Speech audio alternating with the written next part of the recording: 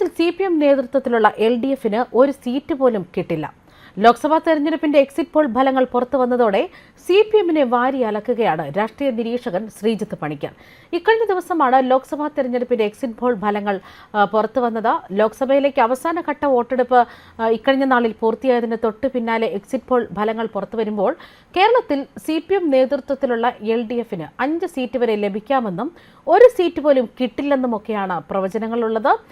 ഈ സാഹചര്യത്തിൽ ഫേസ്ബുക്ക് പോസ്റ്റിലൂടെയാണ് ശ്രീജിത്ത് പണിക്കർ പരിഹാസവുമായി എത്തിയത്. അതായത്, സഖാക്കളെ നമ്മൾ തളരരുത്, അന്തിമ ഫലം വരുമ്പോൾ നമ്മൾ മത്സരിച്ച 52 സീറ്റുകളിൽ മാത്രമല്ല, നമ്മൾ മത്സരിക്കാത്ത ചില സീറ്റുകളിൽ കൂടി നമ്മൾ ജയിച്ചിരിക്കും. അതാണ് വൈരുദ്ധ്യാത്മക ഭൗതികവാദം എന്നാണ് ശ്രീജിത്ത് പണിക്കർ പറയുന്നത്. തന്റെ ഫേസ്ബുക്കിലൂടെയാണ് അദ്ദേഹം CPMനെ വാരി അലക്കുന്നത്.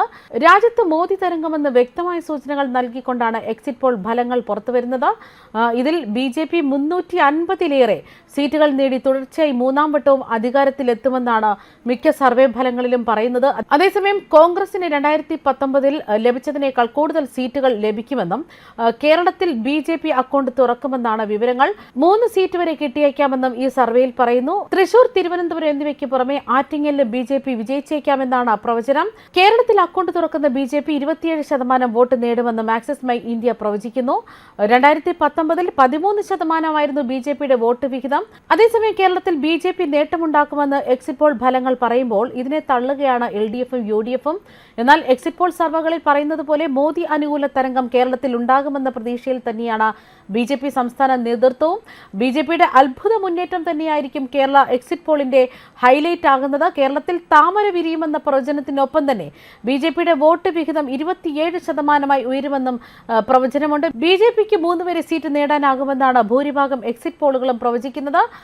LDFനോടുള്ള വോട്ട് ശതമാനത്തിൽ 2% മാത്രമാണ് BJPക്ക് കുറവെന്ന് പ്രവചിക്കുന്നത്. 15%-ൽ നിന്ന് 27%-ലേക്കുള്ള BJPയുടെ കുതിച്ചുചാട്ടം രാഷ്ട്രീയ കേന്ദ്രങ്ങളെ അമ്പരപ്പിക്കുന്നതാണ് എന്നാണ് വ്യക്തമാകുന്നത്. മൊത്തം നമ്പറിൽ നേട്ടം പറയുന്നുവെങ്കിലും BJPയുടെ മുന്നേറ്റം പാടെ തള്ളുകയാണ് UDF.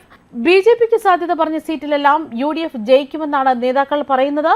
LDFന് കേരളത്തിൽ വൻ തകർച്ചയുണ്ടാകുമെന്ന പ്രവചനത്തിനിടെയാണ് BJP നേട്ടമുണ്ടാക്കുമെന്ന പ്രവചനങ്ങളും ഇടതുപക്ഷത്തിന് ഇപ്പോൾ വൻ തിരിച്ചടിയായി മാറുന്നത്. അതുകൊണ്ട് തന്നെ LDFും പ്രവചനം പാടെ തള്ളുകയാണ്. ഒരു സീറ്റും BJPക്ക് കിട്ടില്ലെന്നും യഥാർത്ഥ ഫലം വരുമ്പോൾ എല്ലാം വ്യക്തമാകുമെന്നാണ് LDF നേതാക്കളടക്കം പ്രതികരിക്കുന്നത്. ന്യൂസ് ഡെസ്ക് കർമ്മ ന്യൂസ്.